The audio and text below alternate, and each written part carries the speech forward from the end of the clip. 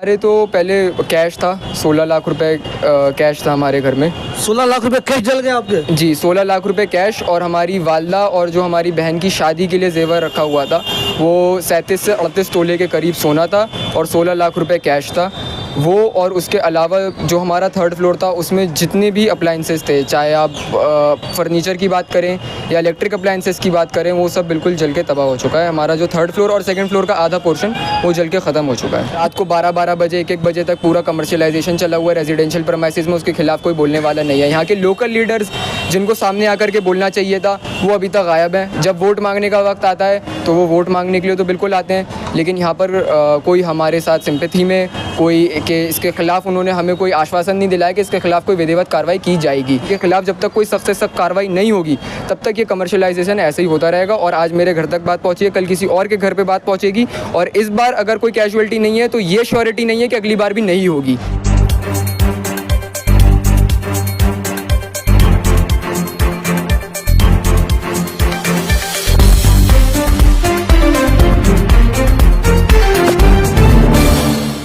दोस्तों, हमने कुछ दिनों पहले आप लोगों को शाहीन बाग के 40 फुटा रोड से एक बहुत ही दर्दनाक खबर दिखाई थी, जब एक साथ 3 मशहूर होटल पूरी तरह से जलकर राख हो गए थे।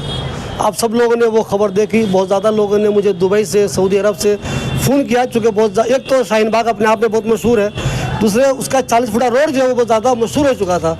बहुत ज़्यादा लोग उसके बारे में जानना चाहते थे। लेकिन जब वो वीडियो ज़्यादा चलने लगी तो उस पर एक कमेंट ऐसा आया जिसमें लिखा हुआ था कि मीडिया वाले बिक गए हैं, होटल की खबर तो दिखा रहे हैं और हमारा घर जल गया वो नहीं दिखा रहे हैं। अफसोस की बात है कि हमें मालूम ही नहीं था कि उस हादसे में किसी का घर भी जला है।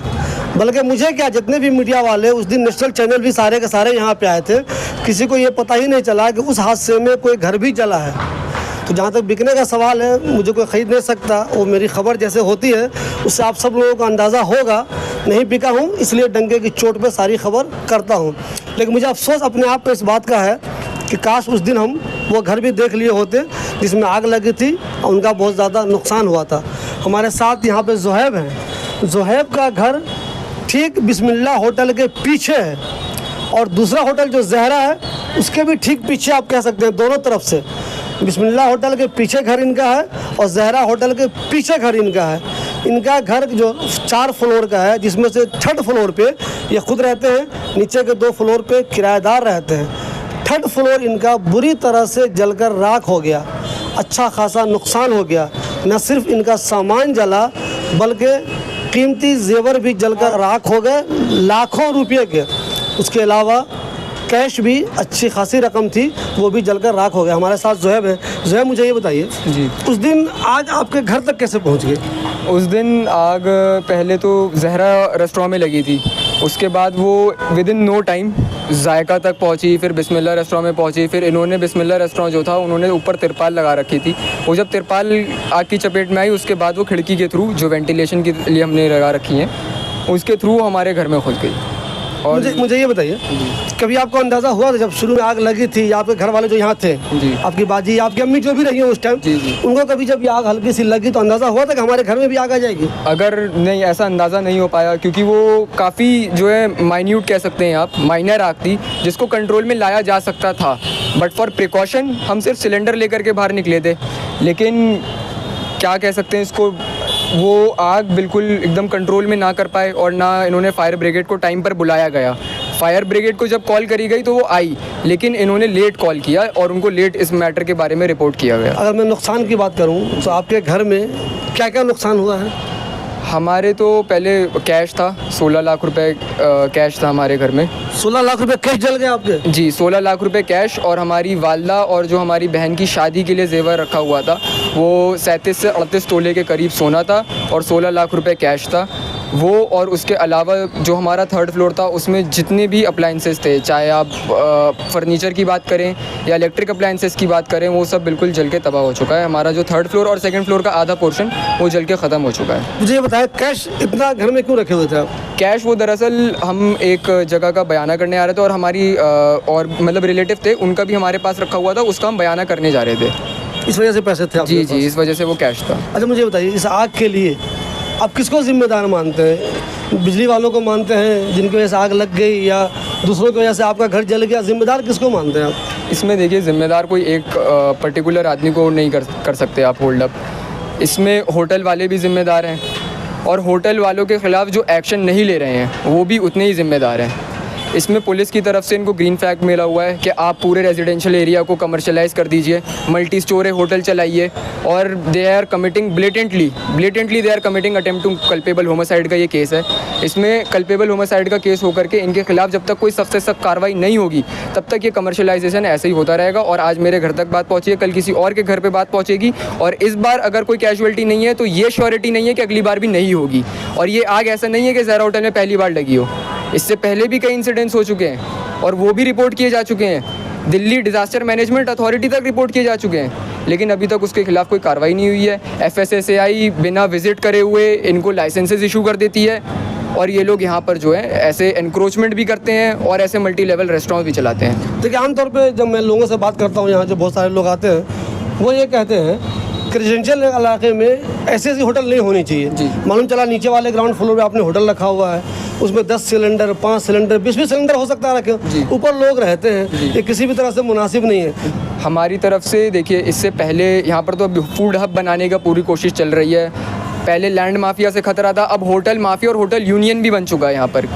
जो पुलिस और होटल माफिया के बीच में ब्रिज एक्ट बने हुए हैं, बिल्कुल ब्रिज की तरह वो एक्ट कर रहे हैं। यहाँ से पैसा उठा करके वहाँ देना, रात को 12-12 बजे 1-1 बजे तक पूरा कमर्शियलाइजेशन चला हुआ है रेजिडेंशियल प्रेमाइसेस में, उसके खिलाफ कोई बोलने वाला नहीं है। यहाँ के लोकल लीडर्स जिनको सामने आकर के बोलना चाहिए था वो अभी तक गायब हैं। जब वोट मांगने का वक्त आता है तो वो वोट मांगने के लिए तो बिल्कुल आते हैं, लेकिन यहाँ पर कोई हमारे साथ सिंपैथी में कोई कि इसके खिलाफ उन्होंने हमें कोई आश्वासन नहीं दिलाया कि इसके खिलाफ कोई विधिवत कार्रवाई की जाएगी। और रही बात पुलिस की, तो अभी प्रेजेंट टाइम पर जो SHO साहब हैं उन्होंने एनक्रोचमेंट के लिए काफ़ी ज़्यादा सख्त कार्रवाई करी है, जो बात हकीकत है और जो नज़रिया हमारा है।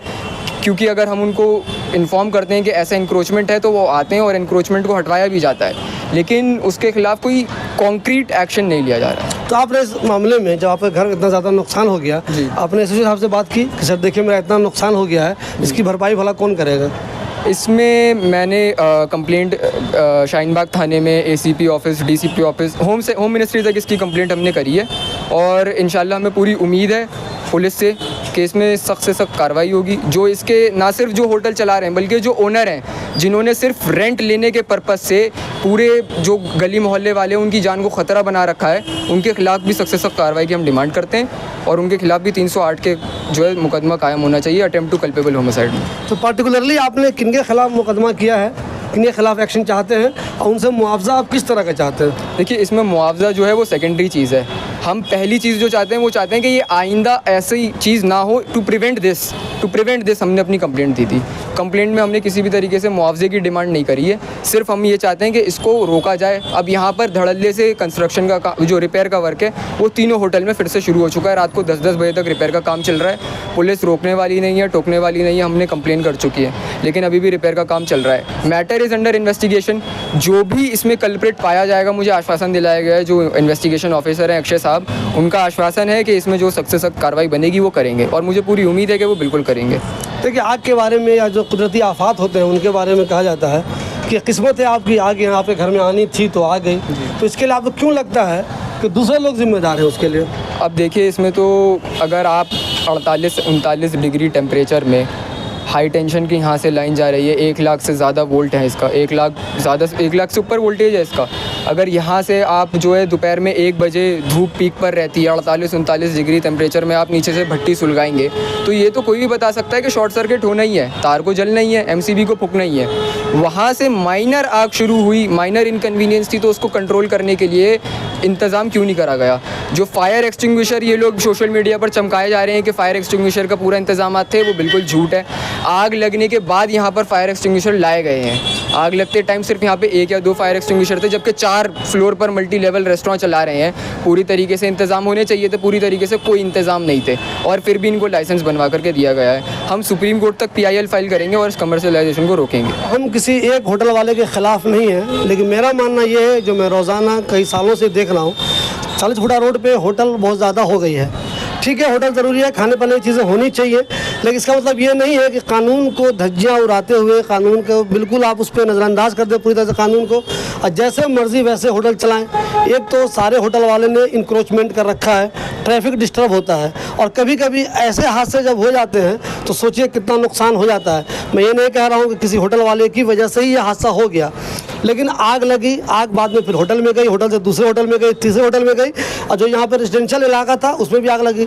सोचिए, इत्तेफाक से गौर कीजिए आप, अगर आग पे काबू जल्दी नहीं पाया जाता, जिस तरह से लोग कहते हैं कि देर से फायर ब्रिगेड वाले आए, उनको मुश्किल भी हुई, तो कितना ज़्यादा नुकसान हो जाता। चूँकि यहाँ पे सारे के सारे घर आपस में मिले हुए हैं।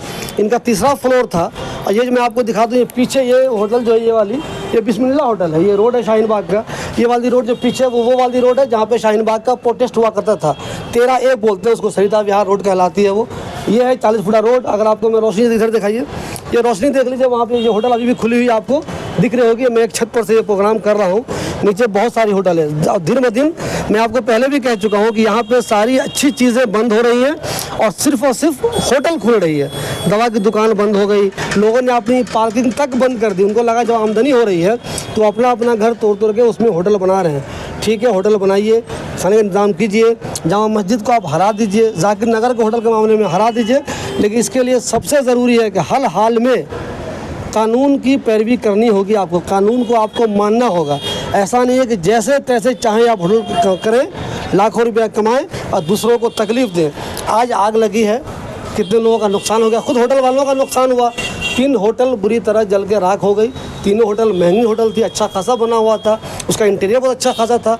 हमें अफसोस है कि उन तीनों का भी नुकसान हुआ है। लेकिन आने वाले दिनों में अगर इन लोगों ने जो सही कदम उठाना चाहिए नहीं उठाया तो आगे भी नुकसान होता रहेगा।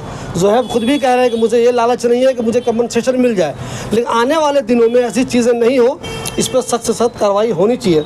एक चीज़ मैं ये ज़रूर ऐड करना चाहूँगा कि पुलिस से मैं इस चीज़ पर ज़रूर खफा हूँ कि वो लोगों के वैसे एक्शन लेने के नाम पर तो वो लोगों के घर में ताले तोड़ के घुस कर, दरवाजे तोड़कर घुस कर अंदर डिमोलिशन एक्शन कैरी कर रही है, और रेजिडेंशियल प्रेमाइसेस में घुस करके।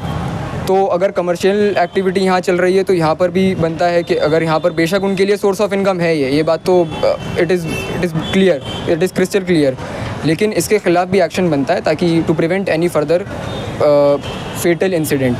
और दूसरी बात ये कि ज़हरा रेस्टोरेंट की बात रही, तो जहाँ से उन्होंने स्टार्ट किया था, जो स्क्रैच से उन्होंने स्टार्ट किया था एक चैरिटी फंड अप के नाम पर, अगर वो इतने सोशल वेलफेयर के तलबगार हैं तो उनको जो सबसे पहले प्रायोरिटी मानकर काम करना चाहिए वो ये काम करना चाहिए कि वो मैनकाइंड को सेव करें और ऐसी कोई हरकत में शामिल ना हो जिससे दूसरे किसी इंसान की जान पर ख़तरा बन सके।